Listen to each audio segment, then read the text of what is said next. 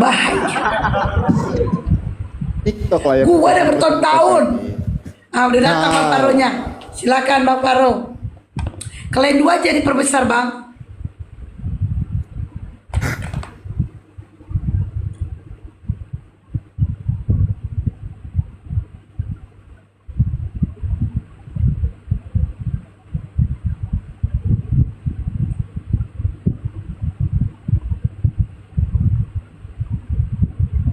Kalau hostnya gak bisa moderator ya.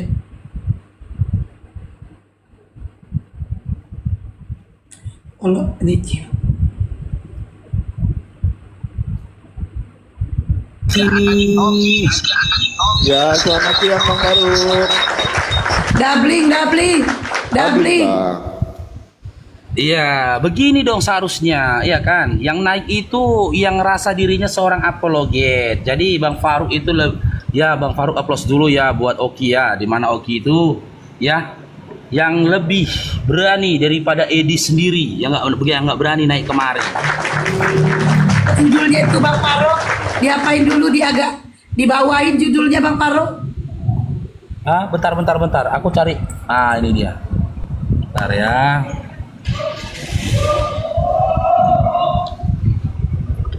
Bentar, aku besarkan aku dulu ya. Ya, biar enak. Nah. Ya, oke gini. Gak apa-apa, gantian aja nanti kalau nunjukkan data dibesarkan Bang Faruk. Nah, gini dia. Oke. Ya, jadi hari ini teman-teman ya Bang Faruk kedatangan nih siapa Oki ya dari perwakilan Kristen.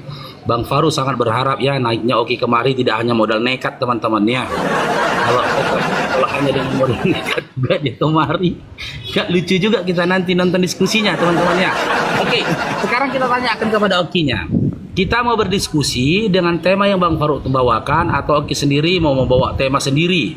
Tetapi jika itu sebuah pertanyaan terhadap Islam, Anda boleh membawa tema sendiri. Tapi ketika itu adalah pertanyaan dari Bang Faruk tidak terlepas dari tema ini, dan aku berharap ya Adinda Oki menjawab tidak terlepas juga dari tema ini ketika aku yang menyampaikan pertanyaan kepada Adinda.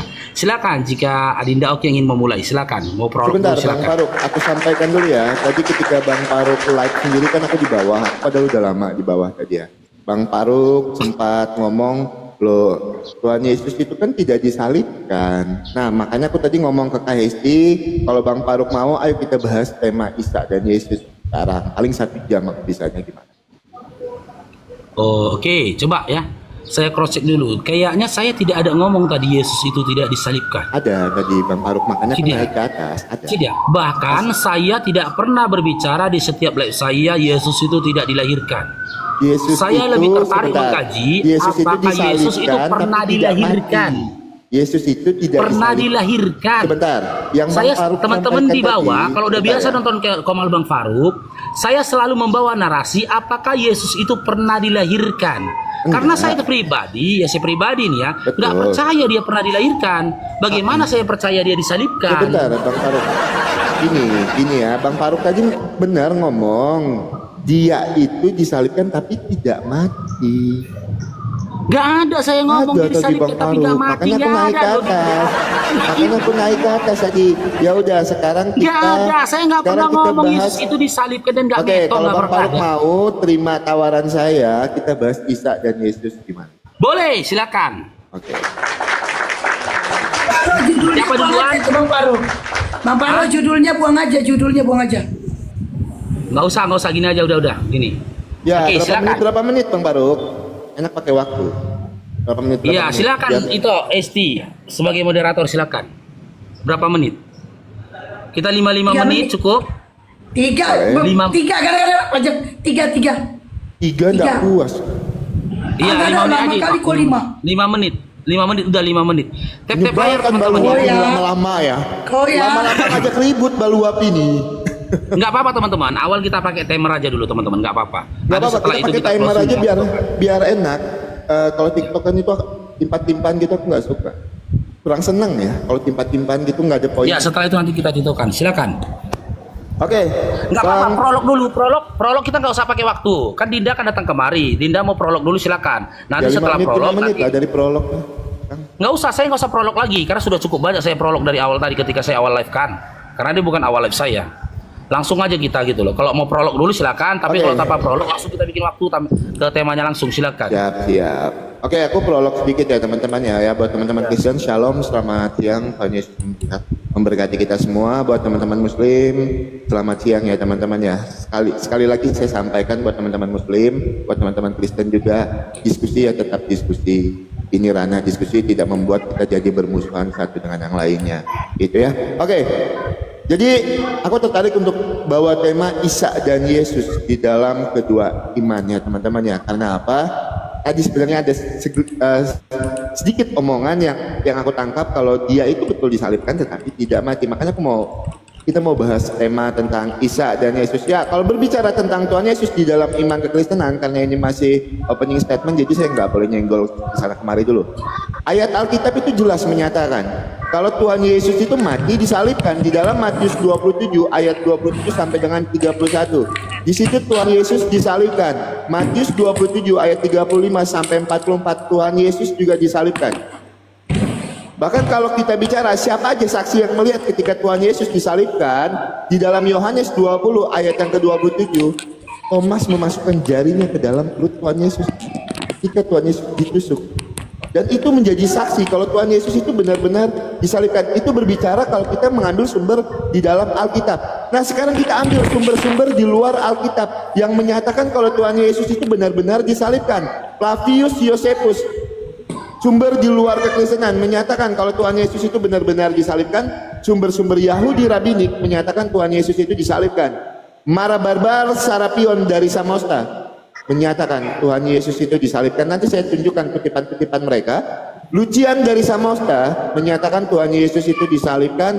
Cornelius Tacitus menyatakan Tuhan Yesus itu disalibkan. Nah, datanglah Iman Bang Faruk ini menyatakan di dalam An-Nisa 157 ia tidak disalibkan melainkan diserupakan.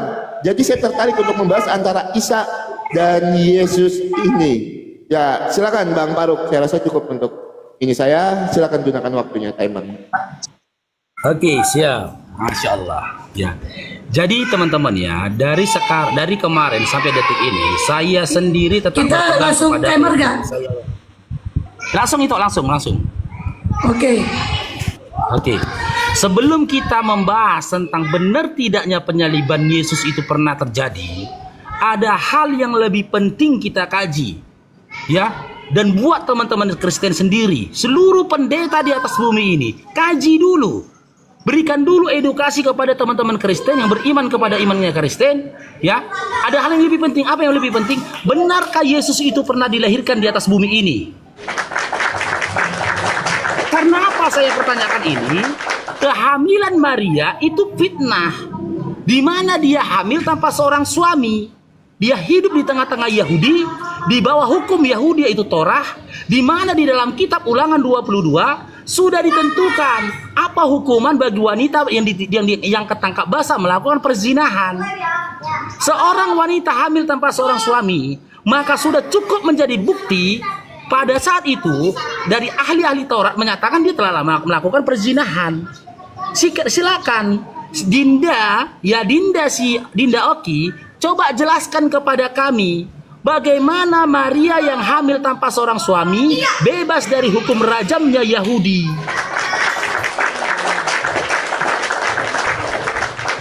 Jika Bible saja tidak bisa memberikan penjelasan kepada kami sebagaimana Al-Quran menjelaskan secara detail bagaimana Maryam bebas dari hukum rajam Yahudi.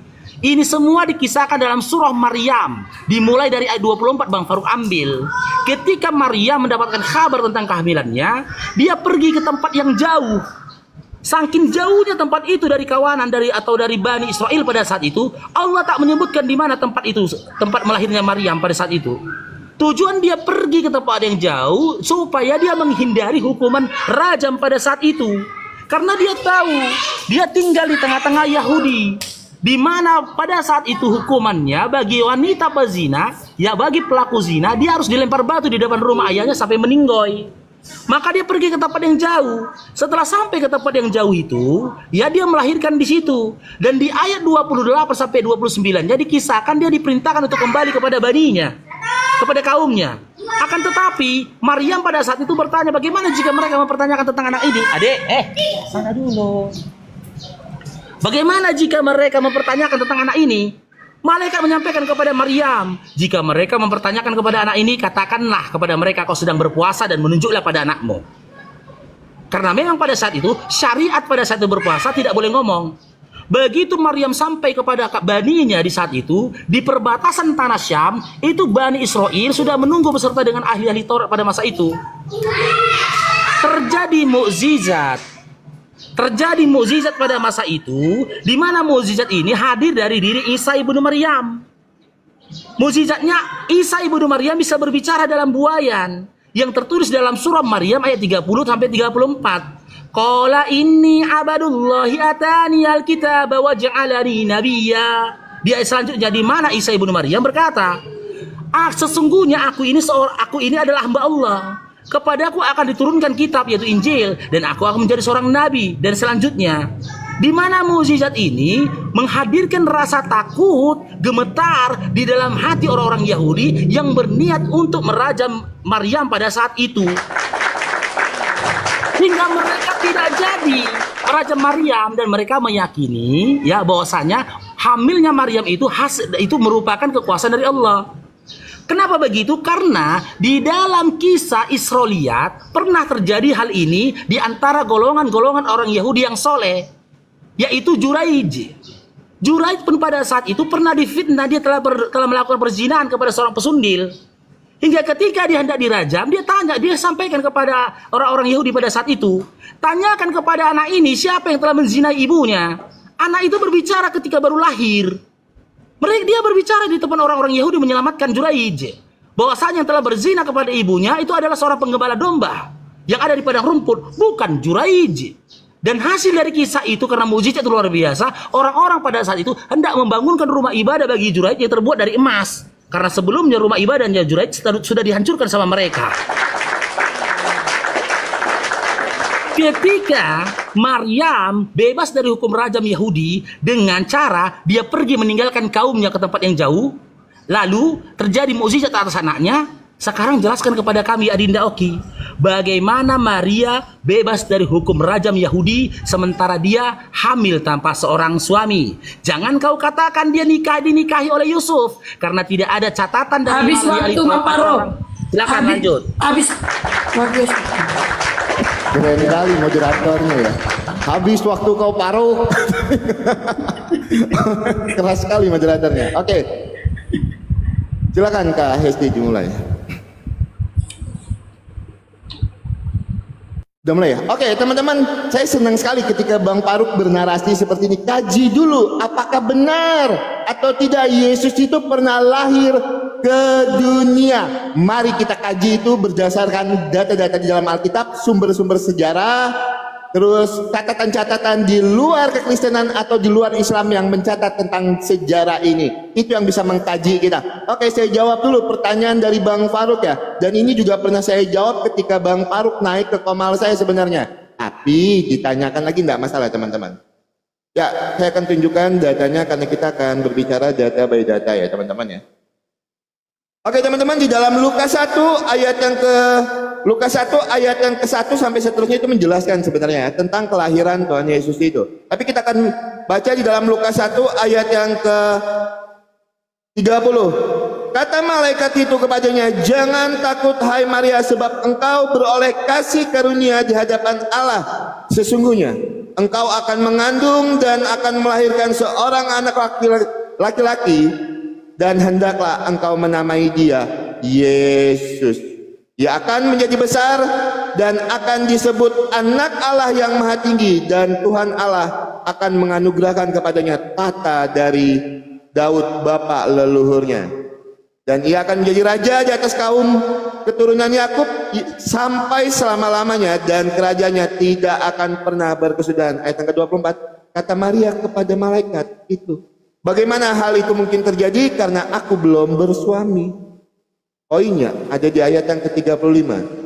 Jawab malaikat itu kepadanya, Roh Kudus akan turun di atasmu dan kuasa Allah Maha Tinggi akan menaungi engkau, sebab itu anak yang akan kau lahirkan itu akan disebut kudus, anak Allah. Itu datanya teman-teman. Silahkan nanti Bang Faruk tanggapi data saya. Bentar ya teman-teman ya, aku balik kamera dulu. Ya masih berapa menit waktu saya. Nah, ketika Bang Faruk mau mengkaji, seperti yang saya sampaikan tadi, Bang, ada catatan-catatan di luar kekristenan yang menyatakan kalau Tuhan Yesus itu pernah hadir ke dunia dan disalibkan. Flavius Josephus Tacitus menyatakan Tuhan Yesus itu disalibkan. Dan fakta-fakta sejarah yang mendukung, banyak fakta sejarah yang menyatakan kalau Tuhan Yesus itu pernah hadir ke dunia ini. Pertanyaan saya pada Bang Faruk, ketika Bang Faruk membawakan narasi tadi, tunjukkan historikalnya, karena terkait di dalam An-Nisa 157, Isa itu tidak disalibkan melainkan diserupakan. Hal paling mendasar ketika cerita ini sudah ada di abad pertama, Tuhan Yesus itu datang di abad pertama, terus datanglah abad ke-7 yang menyatakan ia tidak disalibkan melainkan diserupakan. Tunjukkan historikal Isa di dalam iman Bang Faruk, fakta sejarahnya. Hidup di abad keberapa? Tulisan-tulisan literasi Islam yang menyatakan, yang terdekat ya, jangan pakai web, saya nggak mau pakai web. Ada di abad keberapa? Tunjukkan dulu. Ini hal paling mendasar kalau kita ingin membuktikan siapa sebenarnya yang benar atau yang tidak. Tuhan Yesus atau Isa. Tunjukkan historikalnya. Isa di dalam iman Bang Faruk itu hidupnya di abad keberapa? Dan kalau memang dia tidak disalibkan, siapa yang menggantikannya, Bang? Saya minta data dan dalilnya. Sama seperti ketika saya menjawab pertanyaan Abang, saya tunjukkan di dalam Lukas 1 ayat 30 sampai dengan 34. Kalau bicara kenapa Bunda Maria itu bebas dari hukum rajam, Bang Faruk sudah menjawab, karena dia menikah dengan Yusuf. Tapi Tuhan Yesus itu bukan hasil hubungan biologis antara Yusuf dan Maria, tetapi hasil dari Roh Kudus. Seperti ayat yang saya bacakan tadi di dalam Lukas 1 ayat 34 sampai 35. Pertanyaan saya tolong dijawab. Tunjukkan historikalnya dulu. Kalau Isa itu benar-benar ada dan datang ke dunia ini. Hidupnya di abad keberapa? Di bawah pemerintahan siapa? Ya, karena itu hal paling mendasar.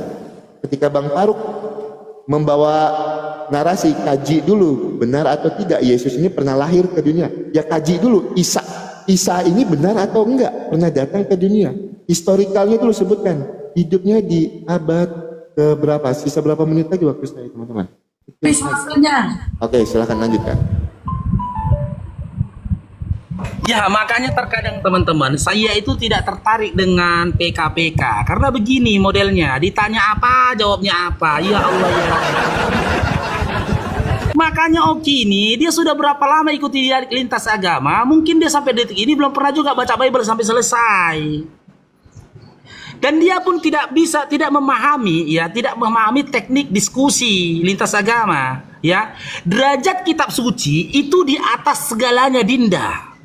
Maka dikatakan kitab suci. Kalau saat ini kau menendang buku sejarah, kau injak buku sejarah, maka negeri ini tidak akan mempidana dirimu. Tapi jika kau menendang buku kitab suci dari agama orang, ya, kau robek kitab suci orang, ya, maka kau akan kena pidana. Ketika Al-Quran saja sudah menjelaskan dan menceritakan tentang proses kelahiran Isa ibnu Maryam, tak butuh lagi kami untuk membenarkan itu buku-buku sejarah yang ditulis oleh manusia dan hasil pemikiran dari manusia, Dinda. Kitab suci itu derajatnya lebih tinggi dari cerita-cerita dongeng yang dibuat oleh para ahli sejarah. Jangan kau jadikan kitab-kitab sejarah, buku-buku sejarah lebih tinggi derajatnya daripada Biblemu. Quran kami sudah menjelaskan tentang proses kelahiran dia, bagaimana dia bisa lahir. Sementara kamu, Dinda, sedikit pun tidak menyentuh pertanyaanku. Bagaimana Maria yang hamil tanpa seorang suami bebas dari hukum rajam Yahudi. Malah kau bawa kisah di dalam Lukas 1 nomor 30 sampai seterusnya. Di situ dikisahkan bahwasanya Roh Kudus mendatangi Maria. Jika Roh Kudus yang kau jadikan dalil atau dasar Maria tidak dihukum rajam oleh ahli-ahli Taurat pada masa itu, kau harus tahu, Dinda, hak rajam itu di bawah tangan ahli-ahli Taurat, bukan di bawah kekuasaan dari Roh Kudus. Ahli-ahli Taurat lah yang memutuskan seseorang itu bersalah dan layak untuk dirajam, bukan Roh Kudus. Mau 1 Roh Kudus, mau 10 Roh Kudus, mau 1 juta Roh Kudus pun datang menemui Maria, itu tidak bisa menguatkan pembelaan Maria. Malah kau mau membenarkan, benar kata si Faruk, Yusuf telah menikah dengan Maria. Kasih 1 catatan dalam catatan orang-orang Yahudi, di mana wanita yang hamil boleh dinikahi oleh laki-laki. Kasih catatan, wanita yang hamil tidak boleh dinikahi oleh seorang laki-laki tanpa dijelaskan tentang kehamilannya ini. Di dalam Ulangan 22 nomor 23 kalau Bang Faruk nggak salah, dimulai dari nomor 21 saja sampai 23, ya, jika laki-laki itu mengaku telah memperkaus wanita itu, telah mengaku dia memperkaus wanita itu, maka wanita ini bebas dari hukum rajam Yahudi. Tapi yang dirajam itu adalah laki-laki yang telah memperkausnya, karena itu dilakukan atas dasar paksaan. Berarti jika memang Yusuf mengaku di hadapan ahli Taurat, dia yang telah memperkaus Maria pada saat itu, dia harus dirajam dan dihukum metong pada saat itu. Dan jika kau benarkan terjadi pernikahan antara Yusuf dengan Maria, maka kau benarkan fitnahan orang Yahudi yang mengatakan Yesus itu adalah anak zina. Karena hanya anak zina lah yang boleh dinikahi oleh bapak di luar nikah. Itu bukti. Jangan merengut Dinda, ternyata ini baru ku ketahui gitu loh. Iman kalian membenarkan fitnahan yang dialami oleh Maria dan Yesus pada saat itu. Kalau kau berkata begitu, sakit kali hati Maria pada saat itu ketika dikatakan anaknya adalah anak zina dari Yusuf.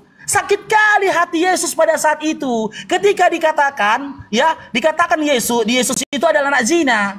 Di dalam Bible dikatakan, kami bukan anak zina. Perkataan itu yang disampaikan oleh orang-orang Israel, Bani Israel pada saat itu, orang Yahudi kepada Yesus, itu mengolok-olok Yesus, mengatakan dia anak zina. Sementara Al-Quran menjelaskan proses melahirkannya Maryam penuh dengan kemuliaan dan menjaga kehormatan Maryam. Tidak ada ayat dalam Al-Quran mengatakan Maryam itu menikah dengan laki-laki lain. Tidak ada dalam ayat di Al-Quran dikatakan sampai dengan matinya Maryam dikisahkan Maryam itu menikah dengan laki-laki lain. Tidak ada di dalam ayat Al-Quran dikatakan Maryam pada saat itu menikah dengan laki-laki lain untuk menutupi kehamilannya. Tidak ada. Tetap terjaga kemuliaan, kesucian, dan juga harga diri dari Maryam dan juga Isa ibnu Maryam itu sendiri. Silakan Dinda, kok jelas dulu gitu loh, kok fokus dulu, jangan kau bawa jangan kau jadikan Roh Habis waktunya Bang Faruk. Ya silakan. Oke, silakan dimulai KST waktunya. Udah.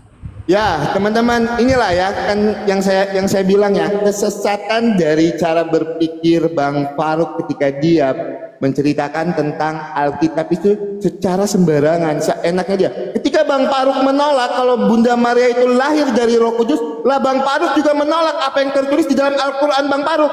Itu poin pertama. Jeder, selamat datang di kebenaran Bang Faruk. Ya, Bang Faruk menolak kalau Bunda Maria itu Bunda Maria itu mengandung dari Roh Kudus. Bang Faruk menolak, berarti Bang Faruk juga menolak apa yang tertulis di dalam Al-Quran Bang Faruk. Ya, itu yang pertama. Dan yang kedua, Bang Faruk sudah saya tegaskan, kenapa Bunda Maria itu terbebas dari hukum rajam, walaupun benar apa yang tertulis di dalam Ulangan 13 ayat Ulangan 22 ayat 13 sampai dengan 21 itu, dalam hukum Taurat seorang wanita melakukan perzinahan atau hamil di luar nikah dapat dirajam. Betul.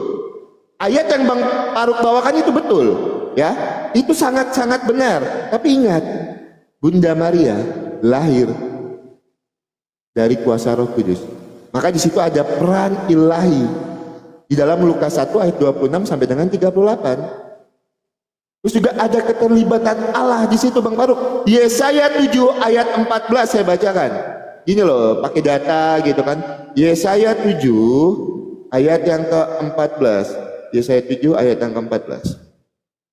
Sebab itu Tuhan sendirilah yang akan memberikan kepadamu suatu pertanda. Sesungguhnya seorang perempuan muda mengandung dan akan melahirkan seorang anak laki-laki, dan ia menamakan dia Immanuel. Jeder, selamat datang di kebenaran. Itu data Bang Faruk ya. Bang Faruk ini tadi bilang, kok kitab suci itu derajatnya lebih rendah dari buku-buku sejarah. Loh, saya tadi memberikan hal yang ringan dengan Bang Faruk. Gunakan literasi Islam yang mendukung untuk menyatakan Isa ini historikalnya hidup di abad keberapa. Tapi Bang Faruk tidak mau pakai literasi Islam. Oke, saya minta data dan dalilnya di dalam Al-Quran ataupun hadis. Isa di dalam iman Bang Faruk historikalnya hidupnya di abad keberapa. Pernah datang nggak ke dunia ini? Pernah hadir nggak? Catatannya mana? Karena apa? Kalau Bang Faruk tanya Alkitab, Tuhan Yesus itu pernah hadir nggak ke dunia ini? Pernah. Alkitab menyatakan itu. Bahkan tulisan-tulisan di luar kekristenan menyatakan Tuhan Yesus itu datang ke dunia. Pertanyaan saya, Isa di dalam iman Bang Faruk ini ada atau tidak? Tunjukkan saya historikalnya. Hidupnya di abad keberapa? Itu dulu. Hidupnya di abad keberapa? Bang Faruk tidak mau pakai literasi Islam, tidak masalah. Padahal saya berikan keringanan menggunakan literasi Islam. Sekarang saya minta dari Al-Quran ataupun hadis. Historikalnya Isa ini hidupnya di abad keberapa? Karena apa? Cerita tentang Bunda Maria dan Tuhan Yesus itu ada di abad pertama. Nah, ini datang abad ke-7 menceritakan tentang Isa yang berbeda. Maka kita harus samakan dulu hal paling mendasarnya. Pernah lahir nggak sih Isa ini? Pernah datang nggak sih Isa ini? Melalui apa? Historikalnya Bang Faruk. Saya sudah jawab pertanyaan Bang Faruk pakai data dan dalil seperti yang saya bacakan tadi Yesaya. Bang Faruk jawab dong pakai data. Gunakan hadis dan Al-Quran. Ya Bang Faruk ya. Enak itu diskusi pakai data. Tunjukkan Bang Faruk kalau Isa Bang Faruk ini benar-benar pernah hadir ke dunia ini. Mana datanya, historikalnya? Jangan-jangan tidak pernah datang karena tidak pernah ada catatan sejarah yang mencatat itu. Bahkan saya berani tantang Bang Faruk, tunjukkan di dalam hadis ataupun Al-Quran yang menceritakan historikal Isa itu hidupnya di abad keberapa? Pasti nggak ada. Coba dari mana kita tahu kebenarannya? Kalau itu tidak diceritakan hidupnya di abad keberapa, terus tidak ada sejarawan yang menceritakan tentang itu, seperti apa kita tahu kebenarannya Bang Faruk? Makanya Alkitab menceritakan kebenaran, dikonfirmasi lagi, dibenarkan lagi oleh catatan-catatan di luar Alkitab yang menuliskan kalau Yesus itu pernah hadir ke dunia ini. Tacitus Josephus Flavius mencatat tentang Tuhan Yesus pernah datang ke dunia ini. Pertanyaan saya, jangan sampai saya ulang-ulang terus pertanyaan saya. Tolong dijawab kandaku yang terhormat. Historikalnya Isa di dalam iman Bang Faruk itu hidupnya Habis di waktunya. abad keberapa? Silakan. Terima kasih. Ya, Akan Bang Faruk. teman-teman bisa menyaksikan sendiri Sebentar ya. Bang Faruk, maaf ya, jangan dimulai dulu. Mungkin moderator kalau udah 1 menit terakhir diingatkan ya, karena nggak kelihatan itu waktunya aku. Oke. Ya, oke, lanjut. Oke, jadi teman-teman bisa menyaksikan ya, nggak nyambungnya. Oke, ini ketika berdiskusi, dia meminta sesuatu yang memang tidak dikisahkan di dalam Al-Quran. Karena Al-Quran kami itu bukan buku sejarah seperti Bibel. Ya kan, bukan karangan manusia. Pada mulanya, di waktu itu, di musim semi, di musim panas, di musim dingin gitu. Tapi Al-Quran kami sudah menjelaskan bagaimana Isa ibnu Maryam itu bebas dari hukum rajam Yahudi. Kenapa itu dikisahkan dalam surah Maryam ayat 24 sampai 34? Karena orang-orang pada masa itu akan bertanya, bagaimana nih Maryam yang hidup di tengah-tengah Yahudi bebas dari hukum rajam Yahudi sementara dia hamil tanpa seorang suami? Ini ketika aku kembalikan pertanyaan itu kepada kau, aku minta kau senggol sikit saja dalam Bible kau. Bagaimana Maria bebas dari hukum rajam Yahudi? Maka malahan kau bawa-bawa Roh Kudus. Berkali-kali ku bilang, hak veto dari rajam itu di tangan dari ahli-ahli Taurat. Pemuka-pemuka Yahudi pada saat itu bukan berada di tangannya Roh Kudus. Kalaulah memang kau membawa dalil Roh Kudusmu itu sebagai pembela dari Maria yang hamil tanpa seorang suami, seharusnya Roh Kudus itu mendatangi ahli-ahli Taurat, bukan mendatangi Maria. Bahkan bukan mendatangi Yusuf yang tertulis dalam Matius 1 nomor 19. Ngapain Roh Kudus buang-buang waktu datangi Yusuf? Sementara keputusan rajam bukan ada di tangan Yusuf. Keputusan rajam itu ada di tangan ahli-ahli Taurat. Disitulah letak gabrulnya Bible kalian itu. Ketika dibawa, diselidiki dengan akal, kontradiksi dengan akal. Contoh, ketika ini analogi, ketika seseorang melakukan kesalahan di Indonesia ini, kejadian misalkan kehamilan itu di Indonesia ini, hukum di Indonesia ini seperti hukum Yahudi yaitu rajam. Kalau memang perempuan itu mau bebas dari hukum rajam, jika memang itu kehendak dari Tuhanmu dalam bentuk Roh Kudus menyampaikan kepada wanita itu, harusnya Roh Kudus itu mendatangi Bapak Presiden. Bukan mendatangi Kepling. Ngapain pula Roh Kudus datangin Kepling ataupun datangin RW, ngapain? Sementara yang jadi hakim adalah presiden. Dia yang menentukan layak atau tidak orang ini dihukum rajam. Malah datang sama Kepling. Mau sampai koyak pun mulut Kepling itu mengatakan, Roh Kudus datang kepadaku tadi malam, mengatakan bahwasanya wanita ini hamil dari Roh Kudus. Nggak percaya Bapak Presiden. Nggak percaya. Harusnya yang diyakini itu adalah ahli-ahli Taurat. Begitulah luar biasanya Al-Quran ini memang benar-benar datangnya dari Allah.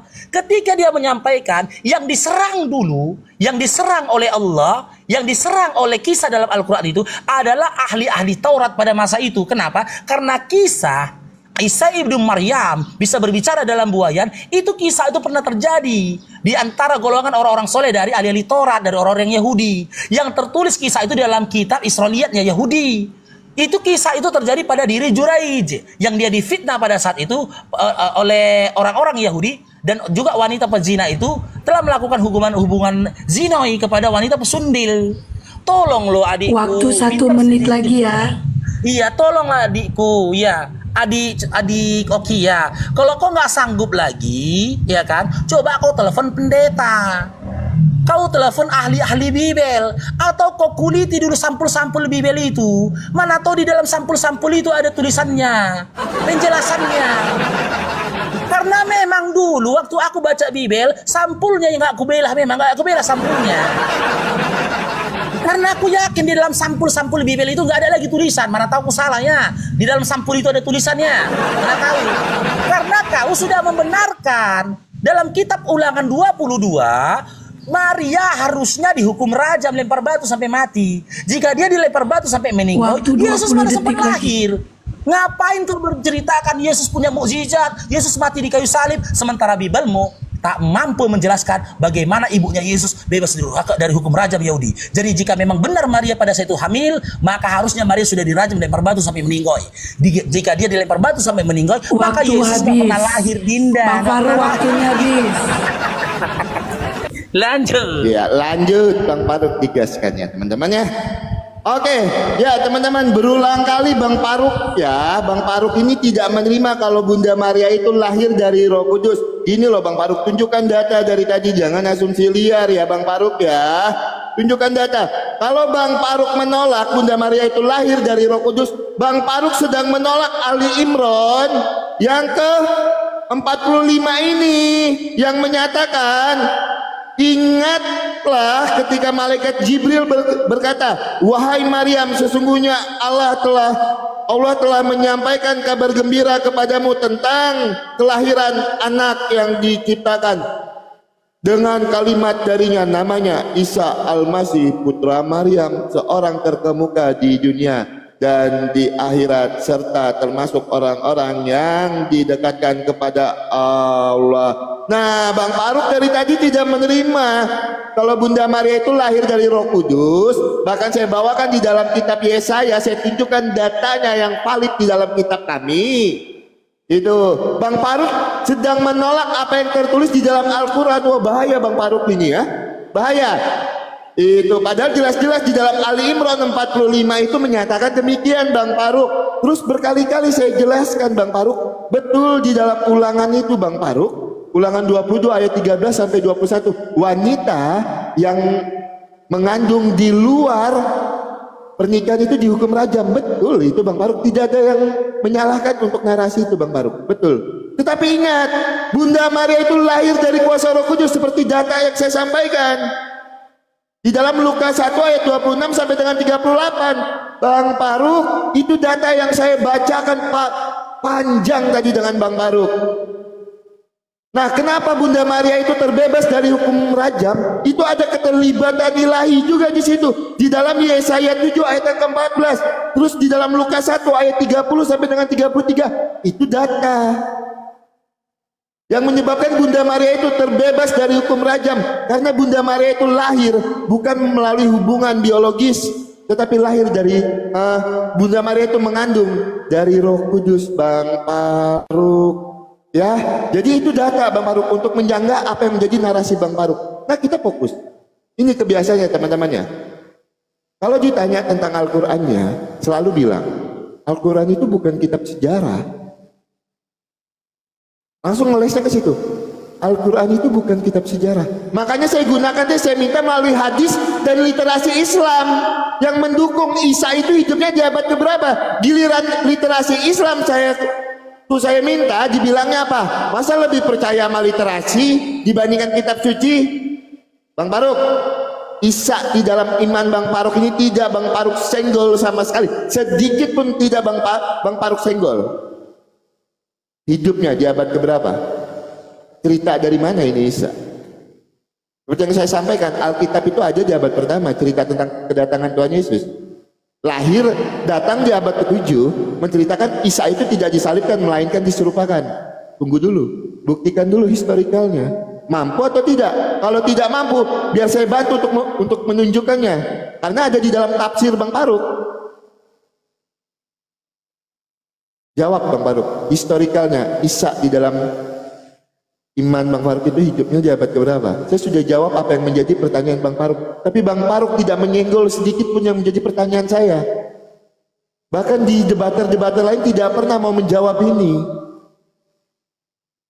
Historikalnya adanya di abad keberapa? Ayolah pakai data Bang Faruk. Dari tadi saya bacakan data, bahkan saya bacakan ukuran Bang Faruk sendiri. Tunjukkanlah datanya. Waktu 1 menit lagi ya, oke. Oke, siap. Isa itu hidupnya di abad keberapa Bang Faruk? Historikal itu hal paling mendasar.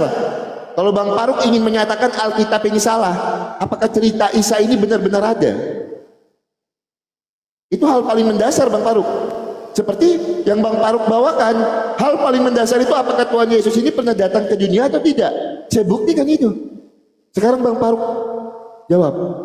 Isa itu hidupnya di abad keberapa? Karena ada waktu 18 menit lagi. 18 menit lagi nih akan dari awal saya udah ngomong 1 jam ya teman-temannya. Karena saya harus keluar habis ini untuk persiapan saya berangkat besok. Silakan Bang Faruk. Bang Faruk sampaikan Isa itu hidupnya di abad keberapa? Tolong data dan dalilnya Bang Faruk ya. Saya tidak akan lari ke sana kemari. Karena saya sudah menjelaskan apa yang Bang Faruk tanyakan terhadap saya. Saya rasa cukup, Bunda Esti langsung dilempar ke Bang Faruk aja. Waktu memang sudah habis. Oke, lanjut. Oke, mempersingkat waktu ya. Jadi gini ya, adik Oki ya. Modal atau dasar dari diskusi itu adalah kejujuran. Kalau aku mengikuti framingmu, narasimu, maka yang ada kau nanya-nanya terus nanti sama aku. Iya kan? Bertanya aja kau nanti sepanjang ini. Setelah nanti ku jawab itu data, memang di dalam Al-Quran tidak dikatakan di abad berapa Isa ibnu Maryam itu dilahir, Isa ibnu Maryam itu lahir, tidak ada. Karena apa? Karena tidak ada korelasinya itu dengan iman Islam, nggak ada. Poinnya Quran membuktikan, karena poin di situ bukan tentang kapan dia lahir, bukan tentang di mana tempat dia lahir. Poin yang terpenting yang bisa membungkam mulut dari para Yahudi, bagaimana Maryam bisa melahirkan dan bebas dari hukum rajam Yahudi. Itu poinnya. Karena Al-Quran itu bukan omon-omon menceritakan hal yang tak penting. Sampai pesundil pun diceritakan. Sampai tentang perempuan bersundil dibebaskan pun diceritakan. Cerita tentang kotoran manusia yang sudah kering dibakar pun diceritakan. Ngapain? Cerita tentang orang mandi-mandi di sungai pun diceritakan. Sampai cerita orang ngintip orang mandi pun diceritakan. Ngapain? Quran nggak kayak gitu. Apa korelasinya bagi imanmu diceritakan orang ngintip, laki-laki ngintip orang mandi? Apa jadi korelasinya? Nggak ada manfaatnya itu. Tapi Quran itu benar dalam surah Al-Maidah 48. Dia adalah hakim dari kitab-kitab terdahulu. Hakimnya dia dari kitab-kitab terdahulu. Ketika dia menyampaikan informasi, informasi itu adalah informasi yang vital. Vitalnya dari kisah Maryam ini, bagaimana dia bebas dari hukum rajam Yahudi. Itu vitalnya. Segini tebalnya Bibelmu. Yang diceritakan tentang apa? Tentang pesundil masuk surga, berantem di surga melawan naga. Marilah kita memuaskan birihi karena suamiku tidak di rumah. Ngapain? Itu ngapain diceritakan? Ketika waktu menceritakan tentang waktu penyaliban pun kira-kira pukul 2:30 sore, kira-kira jam 2 siang, jam 12 siang. Ngapain?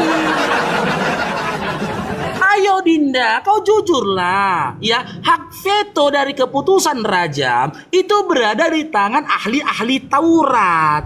Sebelum kita melangkah tentang kapan Isa itu lahir, kapan Yesus itu lahir, buktikan dulu dia bebas dari hukum rajam Yahudi Maria tadi.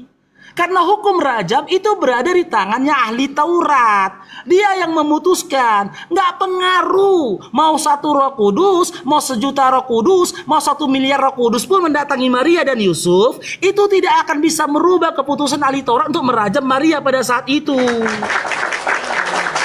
Jika memang dia bebas dari hukum rajam, ya, berita yang paling terima oleh akal, coba kau sebutkan dalam Biblemu, adakah dikisahkan Roh Kudus itu mendatangi ahli-ahli Taurat? Adakah?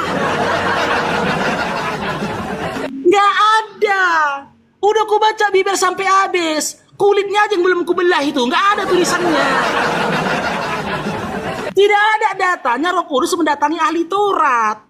Ya, yang lebih penting tuh Roh Kudus itu mendatangi ahli Taurat. Kalau memang dengan perkataan atau dengan Roh Kudus dibebaskannya Maryam dari hukum rajam Yahudi Maria, ngapain mendatangi Maria? Ngapain mendatangi Yusuf? Yusuf pula lagi didatangin, ngapain? Gak ada kerjaan gitu Roh Kudus itu, gak ada kerjaan.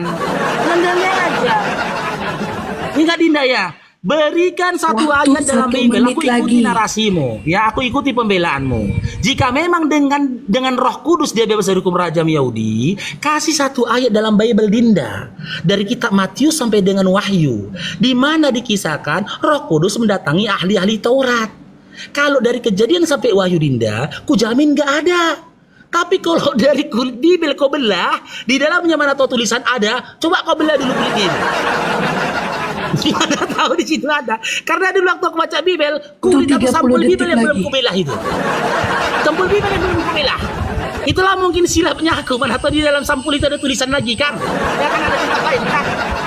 Coba Dinda, jika itu tidak kau buktikan, maka jangan paksakan aku untuk percaya Yesus pernah dilahirkan di atas bumi ini. Jadi jangan kau mencoba-coba untuk mensamakan atau membedakan antara tokoh yang memang nyata pernah dilahirkan dengan tokoh fiktif, yaitu Yesus. Tokohnya fiktif, kisahnya mencuri dari kisahnya Isa Ibnu Maryam. Lanjut. Cair bro!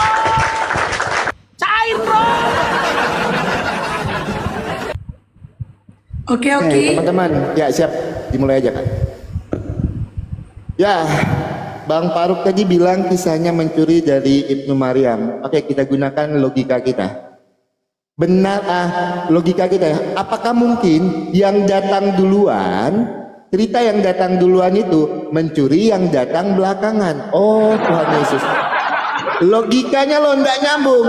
Apakah mungkin misalnya abang saya itu mencuri cerita saya, duluan abang saya kok lahir dibandingkan saya? Gunakan analogi kita, gunakan akal kita ya teman-teman, ayo kita gunakan akal kita. Makanya saya butuh validasinya. Cerita di dalam Al-Quran itu sumbernya dari mana Bang Faruk? Kalau tidak diambil dari cerita yang ada di abad pertama, Bang Faruk gunakanlah itu analogi mendasar, itu logika mendasar. Jangan gunakan logikal falasi di sini, ya. Apakah mungkin yang datang duluan mengambil yang datang di abad ke-7, teman-teman? Tidak mungkin. Loh, sedangkan di Al-Quran Bang Faruk sendiri menyatakan wajib mengimani Injil-Injil terdahulu, kitab-kitab terdahulu. Lah ini kok dibilang mencuri? Bang Faruk langgar lagi apa yang tertulis di dalam Al-Quran. Makanya narasi itu harus ada sumber dan data. Ya teman-teman ya, harus ada sumber dan datanya. Bang Faruk tadi bilang ya, saya tidak akan menjawab lagi betul teman-teman, karena tidak disenggol sama sekali apa yang menjadi pertanyaan saya. Siapa yang digantikan? Historikalnya hidup di abad keberapa? Tidak disenggol lagi teman-teman. Sedangkan saya dari tadi berkutat menjawab pertanyaan Bang Faruk terus. Bang Faruk bertanya, terus framing. Kalau saya jawab, nanti kamu akan framing. Framing saya di mana? Apakah salah ketika saya bertanya? Ada di dalam An-Nisa 157, Isa tidak disalibkan melainkan diserupakan. Saya mau tahu hidupnya di abad keberapa? Apakah itu sebuah framing? Nggak ada framing di situ. Itu pertanyaan yang mendasar. Kita harus cross check.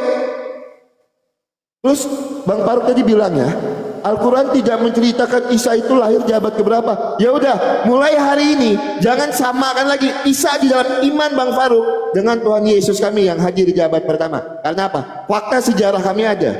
Alkitab menjelaskan itu. Tetapi di dalam Al-Quran atau hadis Bang Faruk tidak menjelaskan Isa itu hidupnya di abad keberapa. Tidak ada historikal yang jelas menyatakan Isa itu pernah datang ke dunia ini atau tidak. Tidak ada historinya.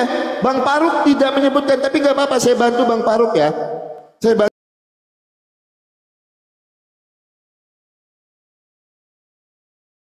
Bang Faruk sedikit untuk menjawab pertanyaan Bang Faruk ya, sebentar ya teman-teman ya. Saya bantu Bang Faruk sedikit. Saya bukakan dulu datanya. Sebentar.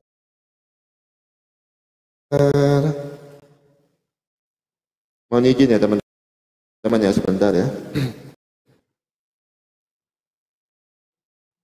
Masih berapa menit ya waktu saya? Oke. Di dalam 1 menit 48 detik. Oke, Quran 19 ayat yang ke-16. Ini mungkin dari sini Bang Faruk nanti bisa menjawab pertanyaan saya ya. Digunakan Al-Quran Bang Faruk ini. Bukan berarti saya menyamakan ya, tidak ya. Tapi Bang Faruk tidak mau jujur ketika berdiskusi. Di dalam surat Maryam ayat yang ke-16. Surat Maryam ayat yang ke-16. Ini yang paling mendasar dulu. Belum saya tunjukkan yang lainnya Bang Faruk. Di dalam tafsir Bang Faruk ya. Ceritakanlah dalam kurung Nabi Muhammad kisah Maryam di dalam kitab Al-Quran, yaitu ketika dia mengasingkan diri dari keluarganya ke suatu tempat di sebelah timur Baitul Maqdis. Itu di sebelah timur Baitul Maqdis Bang Faruk. Bang Faruk tadi bilang tidak diceritakan. Waktu 1 menit lagi. Itu ada diceritakan di sebelah timur Baitul Maqdis. Ya, Bang Faruk saya tidak menjawab dulu ya apa yang menjadi pertanyaan Bang Faruk. Karena apa? Bang Faruk tidak mau menjawab pertanyaan saya. Tunjukkan. Saya tidak minta di dalam Al-Quran loh. Yang saya minta hadis literasi Islam. Hidupnya di abad keberapa? Kalau tidak bisa ditunjukkan, mohon maaf. Cerita ini tidak valid untuk saya. Karena apa? Tidak ditunjukkan sama sekali historikalnya Isa itu hidupnya di abad keberapa. Jadi jangan sama-samakan antara Isa dan Yesus setelah ini. Ya silakan untuk Bang Faruk menanggapi terakhir, karena udah mau jam 2 teman-teman. Di awal aku udah ngomong 1 jam ya. Aku nggak akan menanggapi lagi. Silakan Bang Faruk tanggapi, setelah itu saya selesai. Mohon izin ya, mungkin kita akan bahas di lain waktu ya. Oke, ya bentar ya saya. Berarti ini closing statement ini Bang Faruk nih. Saya tidak akan menanggapi lagi Bang Faruk. Gitu. Oke, waktu habis. Boleh. Oke. Jadi gini teman-teman ya. Sebegitu sederhananya, sebegitu sedikitnya, tapi yang penting, ya berisi dan padat disampaikan oleh Allah tentang Isa ibnu Maryam. Ya, karena yang poin penting di situ adalah bagaimana Maryam bebas dari hukum rajam Yahudi. Sedikit begitu informasi pun yang disampaikan dalam Al-Quran tentang Isa, itu pun kalian tuhankan dia. Ada aja orang yang gak berakal nuhankan dia. Walaupun dia sudah berteriak, "Kola ini abadullah, kola ini abadullah, aku ini hamba Allah, aku ini hamba Allah." Datang Oten, dia Tuhan, dia Tuhan. Oten, gak peduli dia, gak peduli.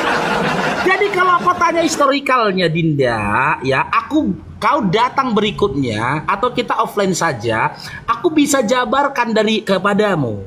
Dimulai dari kisah ditulis dalam Al-Quran, ya, di dalam surah Maryam dimulai ayat 16. Dari tafsir-tafsir yang disampaikan oleh para ulama kami menunjukkan kapan tempat lahirnya. Dimulai dari berbuahnya pohon kurma, itu panjang kisahnya. Tapi yang bikin Babang Faruk ini sedih, Dinda, kenapa kau tidak mau jujur bahwasanya Bible-mu itu tidak mampu menjelaskan bagaimana Maria bebas dari hukum rajam Yahudi, Dinda. Sekarang gini kau katakan pula bagaimana yang datang pertama kali menjiplak yang datang berikutnya. Halo Dinda, kau kitab terjemahan. Tak pernah kulihat orang Indonesia ini memegang Bible dengan original teksnya bahasa Yunani, Dinda. Terjemahan kalian itu adanya abad ke-17, Dinda. Adanya abad ke-17. Quran kami turun abad ke-7. Bisa saja terjemahanmu mencontek ketika Al-Quran dibacakan dalam kisah Isa bin Maryam di dalam kitab Maryam itu sendiri. Kalau memang kalian membuktikan bahwasanya kisah Isa bin Maryam yang kalian contek, kalian jadikan Yesus sebagai tokohnya, kisahnya kisah Isa bin Maryam. Tokohnya Yesus yang kalian bikin namanya. Coba, nah ini pertanyaan ini keras nih. Sebutkan satu saja manuskrip tertua dari Bible dalam original teksnya di dalam Kodeks Sinaiticus yang menuliskan kitab Matius 1, Lukas 1 dan juga Lukas 2, Matius 2. Di mana? Mana? Tunjukkan dari Kodeks Sinaiticus. Ya, Kodeks Sinaiticus potongan-potongan manuskrip Matius 1, Matius 2, Lukas 1, Lukas 2 yang menceritakan tentang kelahirannya Yesus di situ. Mana? Ada? Enggak ada, Dinda. Manuskripnya enggak ada, tiba-tiba abad 17 muncul ceritanya, Dinda. Sementara Quran kami dari 1500 tahun yang lalu tidak berubah original teksnya, Dinda. Dan kami sudah terbiasa menyimpan Quran di rumah kami, adanya mushaf Quran di rumah kami dalam bentuk original teks dan juga terjemahan, Dinda. Kau harus terima kenyataan. Bible yang kau pegang itu adanya abad ke-17, Dinda. Telan kenyataan pahit itu.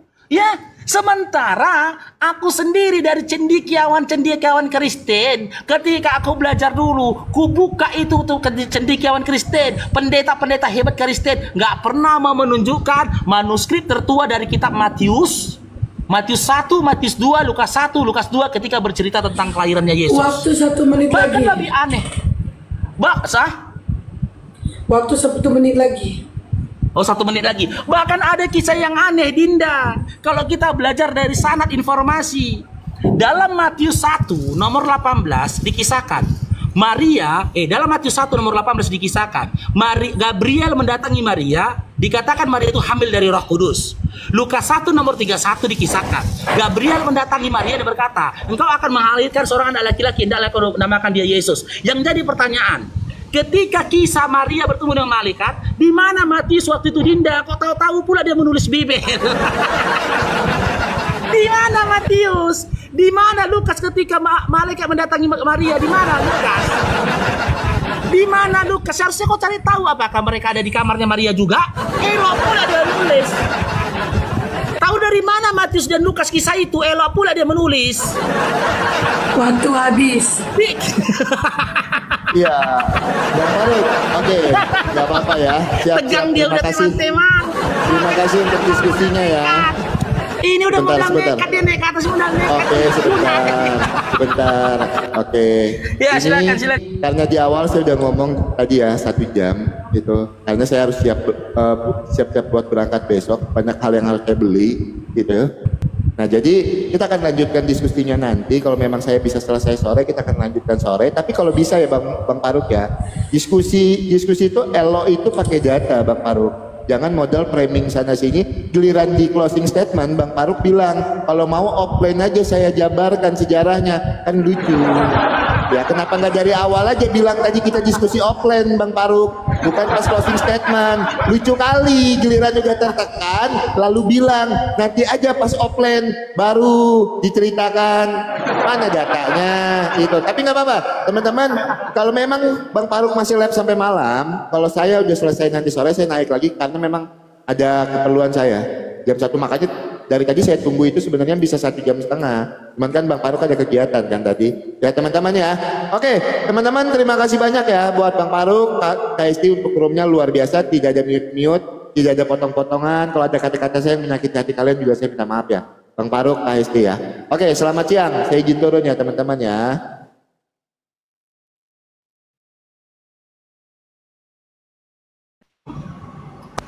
Jadi memang begitulah berdiskusi teman-teman. Ketika lawan diskusi kita tidak mau jujur ya dengan pertanyaan kita di awal, kita jangan mau menanggapi.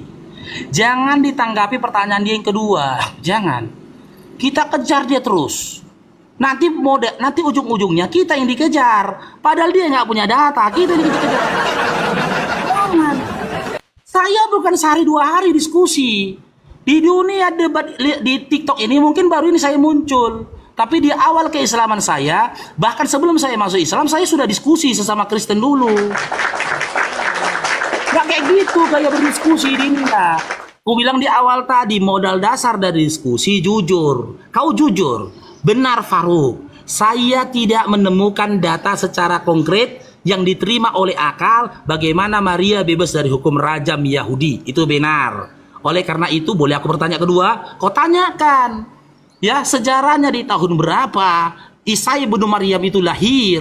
Ya kan gitu. Nanti kita paparkan dari tanda-tanda yang disampaikan Allah di dalam Al-Quran, khususnya dalam surah Maryam. Memang di dalam surah Maryam ayat 16 itu dikatakan di sebelah timur Baitullah. Sebelah timur Baitullah. Kalau data itu nanti kutanya, kupaparkan kau, enak kau. Jadi rendang nanti kau buat aku. Di mana di sebelah timur Baitullah? Di mana? Di mana? Makan dong, cair dong. Maka ku bawa ayat 24-nya ketika dia pergi ke tempat yang jauh. Jauh itu sudah meliputi timur dan juga barat, Dinda. Karena poin yang terpenting itu dia menjauh dari kaumnya supaya dia jangan dirajam. Ini elok pula dia masih di Bethlehem. Udah hamil tanpa seorang suami di Bethlehem dia masih juga. Gimana itu? Ya kan? Terus kau cerita, wah bagaimana yang lahir duluan, yang ada duluan mencuri kisah yang belakangan. Bagaimana Bible bisa mencuri kisah Quran sementara Bible duluan ada? Dinda, Bible yang ada pada kau terjemahan dari dulu sampai sekarang. Bukan original. Kasih koreksi sinetikus di dalam manuskrip tertuamu. Ada nggak tertulis itu Matius 1, Matius 2, Lukas 1, Lukas 2? Ada nggak? Kalau ada, paparkan di sini. Silakan kau translitkan perkata dalam manuskrip itu. Apakah sesuai dengan yang tertulis di dalam Biblemu terjemahan? Sesuai kah? Ngarang aja Dinda ini.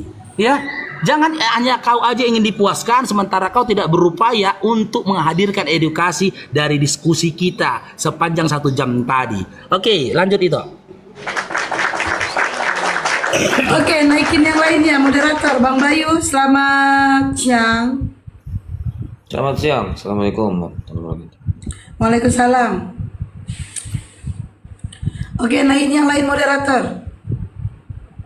Diskusinya udah dari tadi ya? Udah 1 jam. No. Kalau ngomong fakta sejarah, emang sejarahnya itu salibnya sekarang